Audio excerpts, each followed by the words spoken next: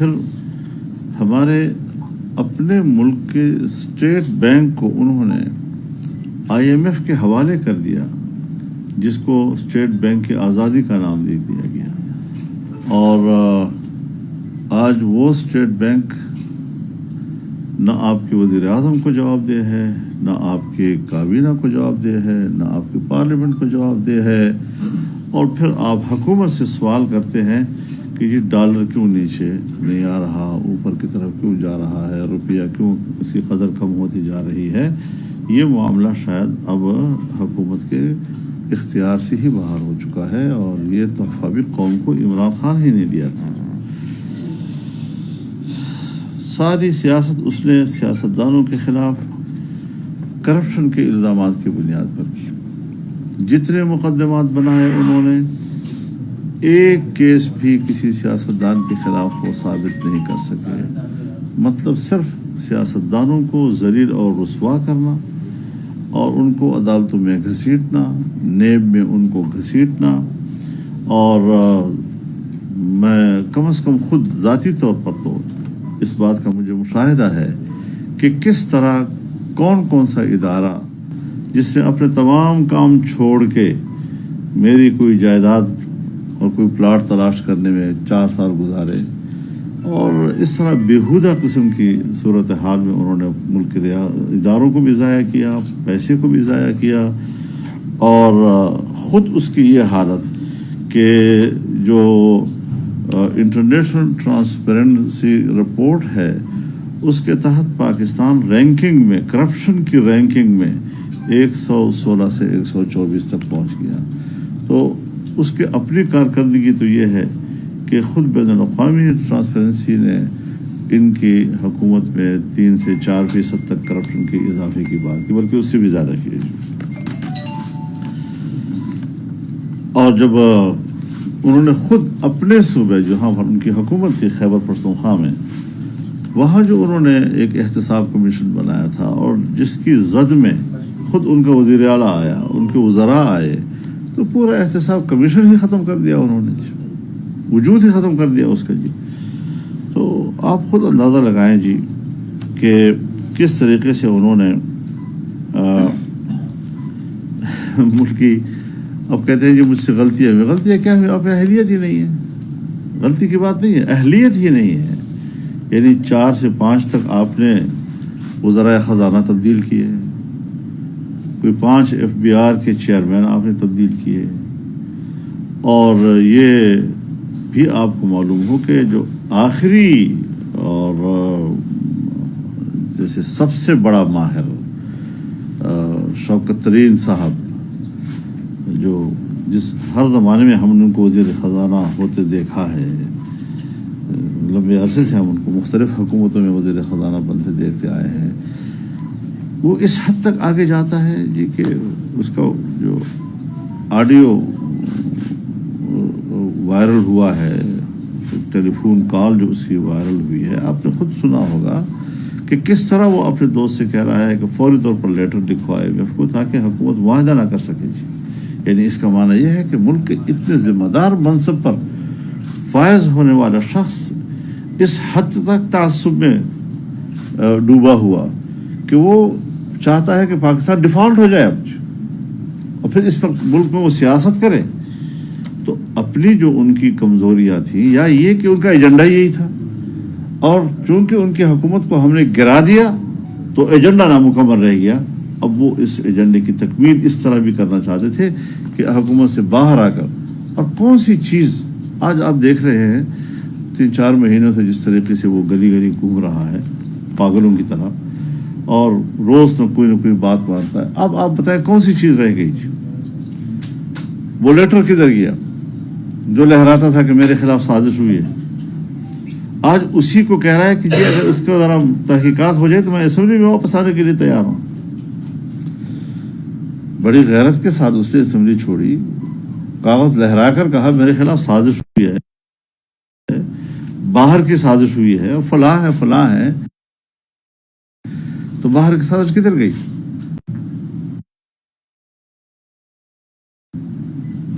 اور عدالت نے کہا کہ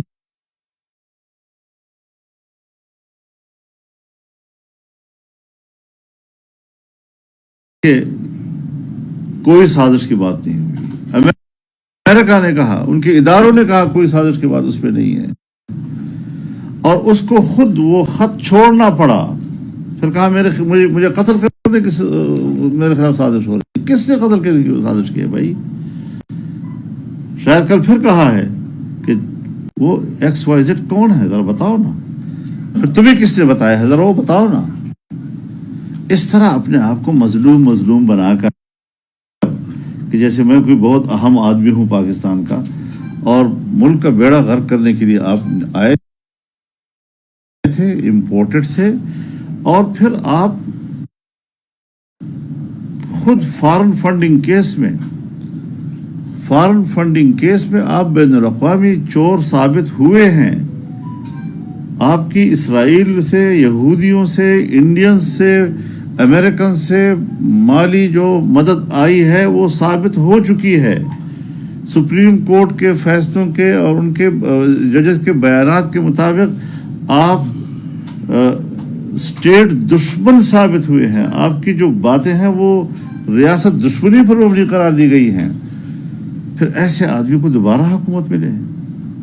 اگر اب مجھے حکومت ملے تو میں غلطیاں نہیں دہراؤں گا. بابا آپ نے غلطیاں نہیں کی, صرف آپ نااہل ثابت ہوئے. اور اب جب آپ نے اقتدار سے باہر آ کر ہر ہفتے کے بعد ایک نیا موقف لیا, آپ کسی ایک موقف پہ نہیں ٹھہر سکے. تم نے روز ایک نیا بیانیہ دیا, اور نئے بیانیے پھر اپنے آپ کو مظلوم بنانے کی کوشش کی, اور ہر بات میں آپ جھوٹے ثابت ہوئے. تو اس طریقے سے سیاست نہیں ہوا کرتی جس طریقے سے وہ ملک میں کر رہا ہے, اور جس طرح ملک کی معیشت کو انہوں نے اپنی حکومت میں تباہ کیا. آج حکومت سے باہر آنے کے بعد بھی وہ یہ سوچتا ہے کہ ملک کی تباہی کا ایجنڈا کیوں نامکمل رہا ہے. یہ ایک تاریخی حقیقت ہے, اور انشاءاللہ تاریخ یہی کچھ لکھے گی اس کے بارے میں. ایسا نہیں ہے کہ ہم بلا وجہ کوئی بات کر رہے ہیں. ہم بھی انہی غلام گردشوں میں زندگی گزر گئی ہے, اور ان چیزوں کو سمجھتے ہیں کہ اس ملک میں کون کیا کر رہا ہے. تو یہ چیزیں ہیں. مطلب یہ بتائیے گا کہ وزیر اعظم ہاؤس سے جو ہے آڈیو اور ویڈیو لیکس ہونا شروع ہو رہی ہیں. کل سے اب تک جو ہے 3 سے 4 آڈیو جو ہے وہ لیکس ہو چکے ہیں, جس میں وزیر اعظم شہباز شریف, مریم نواز اور اس کے ساتھ جو سرکاری ملازمین ہیں ان کی آڈیوز بھی جو ہے شامل ہیں. تو نیشنل سیکورٹی کا خطرہ تو ہوگا نا پھر حضرت. اس میں کوئی شک نہیں ہے کہ یہ چیز جو ہے انتہائی تشویشناک ہے, اور اس پر سختی سے ہاتھ ڈالنا ہوگا. یعنی آپ بتائیں کہ پاناما جو کوئی کیس نہیں تھا لیکن بنایا گیا, پاناما سوال اقامہ نتیجہ پوری حکومت گرا دی اس کے اوپر. ڈان لیکس کی بات کتنا بڑا ایشو بنا گیا. وزیر اعظم ہاؤس سے ایک جملہ باہر کیسے گیا ہے, اور آج وہاں کی آڈیوز کال سامنے آ رہی ہیں, ریکارڈنگ ہو رہی ہے اس کی. تو میں تو وزیر اعظم کو یہی کہوں گا کہ سخت ہاتھ ڈالے اس مسئلے پہ. کس نے یہ ہیک کیے ہیں ہمارے وہاں کے گفتگو کو, تو اس پر ہمیں ریاستی سطح پر ہمیں مضبوط ہاتھ ڈالنا پڑے گا, اور اس کے خلاف مضبوط کارروائی ہونی چاہیے. اچھا یہ جو سینے میں پانی کھڑا ہے, کافی فٹ پانی کھڑا ہے, جس کی وجہ سے بیماریاں پھیل رہی ہیں اور کئی بچے بھی ہلاک ہو چکے ہیں. اس کے علاوہ زرداری صاحب نے اربوں روپیہ میڈیا کو مضبوط کرنے میں لگا دیا, لیکن ابھی تک وہاں کچھ ایسا ان کے لیے کیا نہیں گیا. آپ کی سندھ کے خزانے سے جو ہے وہ اسلام متاثرین کی رقم جو ہے وہ بھی ہیک ہونا شروع ہو گئی ہے. میں شاید آپ کی باتوں سے اختلاف نہ کر سکوں, لیکن میں اس وقت جب کہ ملک سیلاب کی تباہ کاریوں سے دو چار ہے, لاکھوں نہیں اب تو کروڑوں تک اس لوگوں کے متاثرین کی تعداد پہنچ گئی ہے, اور چاروں صوبے اس سے متاثر ہوئے ہیں, بلوچستان, خیبر پختونخوا, پنجاب کے جنوبی اضلاع, پھر اسی طریقے سے اس وقت سندھ میں پانی کھڑا ہے اور واٹر لاک ہو گیا ہے. یعنی وہاں پر اب زمینیں سب کی سب اب تقریباً سیم زدہ ہو گئی ہیں, اور اگر یہ اب خشک بھی ہو جائیں تو تھور آ جائے گا, پھر بھی قابل کاشت نہیں رہیں گی. تو اس وقت میں ایک بات بڑے وضاحت کے ساتھ آپ حضرات سے کرنا چاہتا ہوں جی کہ وفاقی حکومت کی حد تک تو بہرحال 70 ارب روپے کا اعلان بھی کیا گیا کہ ہم اس کی بحالی کے لیے اس کو مختص کرتے ہیں، اور اس میں اضافہ بھی کیا جا سکتا ہے اگر مزید آگے ضرورت پڑتی ہے، اور یہ کوئی 20 یا 25 ارب سے اس کو بڑھا کر 70 ارب کیا گیا جب تباہ کاریوں کی میں اضافہ ہوا۔ لیکن کسی جگہ پر بھی صوبائی حکومتوں کی کوئی کارکردگی زیادہ مؤثر سامنے نہیں آئی جی، اور یہی شکایت جب میں ابھی سندھ گیا تھا تو وہاں بھی مجھے دکھائی دی۔ سیاسی جماعتوں، ان کے جو ویلفیئر تنظیمیں ہیں، NGOs ہیں، وہ بھی زیادہ تر مذہبی طبقے بہت زیادہ کام وہ کر رہے ہیں۔ میں اگر 1% بھی کسی نے حصہ ڈالا ہے تو میں اس کو بھی قدر کی نگاہ سے دیکھتا ہوں اور اس کی تحسین بھی کرتا ہوں۔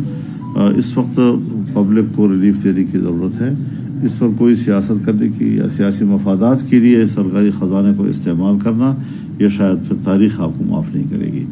تو پاکستانی معیشت پر ایک بہت بڑا ضرب لگا ہے، اس لیے کہ قدرتی آفت کا آپ کیا کہہ سکتے ہیں، کس کو آپ الزام دے سکتے ہیں؟ اللہ کا نظام ہے، اگر وہ ہم سے ناراض ہے اور ہماری جو قومی سطح کے جرائم ہیں اور عام آدمی جو ہے وہ ان جرائم کا حصہ ہے، تو ہمیں اللہ کی طرف بھی رجوع کرنا چاہیے کہ ہم ایسا کیوں کرتے ہیں۔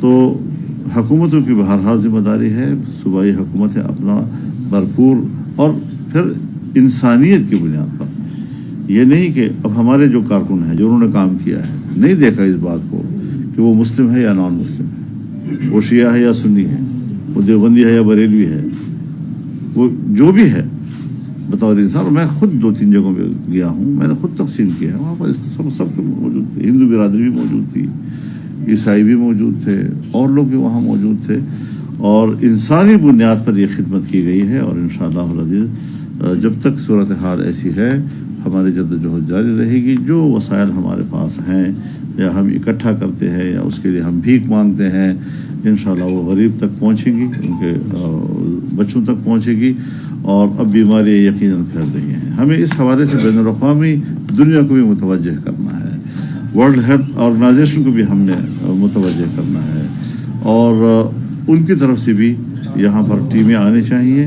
پانی سے کون کون سے امراض اٹھ رہے ہیں تاکہ اس کا فوری طور پر تدارک ہو سکے اور انسانیت کو یہاں پر پاکستان میں تحفظ دینے کے لیے اقدامات کیے جائیں۔ ٹرانسجینڈر بل کے حوالے سے اس وقت پورے ملک میں گونج اور مذہبی طبقہ بالخصوص جو ہے ایون کے کچھ جو ٹرانسجینڈر ہے وہ بھی اس بل کی مخالفت کرتے ہیں، لیکن جو تو اس حکومت میں اسے منظور کیا گیا، اگرچہ ماضی کی تینوں حکومت اس کے اندر کسی حد تک حصہ ہے، تو آپ اس بل کی واپسی کے لیے پارلیمنٹ میں کیا الزامات کریں گے؟ میں آپ کو یہ بات آج بڑی وضاحت کے ساتھ کہہ دینا چاہتا ہوں کہ جمعیت علماء اسلام میں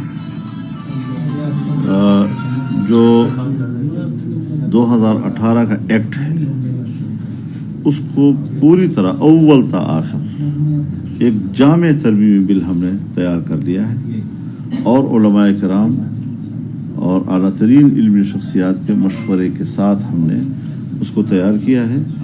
ہمارے بھی سپریم کورٹ لیول کے جو لائرز ہیں انہوں نے اس کا مسودہ تیار کیا ہے، اور ایک آدھ دن کے اندر وہ باقاعدہ باضابطہ طور پر سینٹ میں پیش کر دیا جائے گا۔ یہ جو ہم کہتے ہیں کہ یہ ٹرانسجینڈر کے لفظ کی تعریف تبدیل کی جائے، یہ ایک نمائش تو ہو سکتی ہے لیکن اس سے مفہوم تبدیل نہیں ہو سکتا جی۔ ٹرانسجینڈر کبھی بھی کسی بھی انگریزی لغت میں خواجہ سرا کو نہیں کہا جاتا، یہ لفظ کبھی بھی کسی خنثی کے لیے استعمال نہیں ہوتا، اس کے لیے انٹرسیکس کا لفظ استعمال ہوتا ہے۔ ٹرانسجینڈر جنس کی تبدیلی کے لیے ہی استعمال ہوتا ہے، اس کا اور کوئی دوسرا مفہوم ہے ہی نہیں۔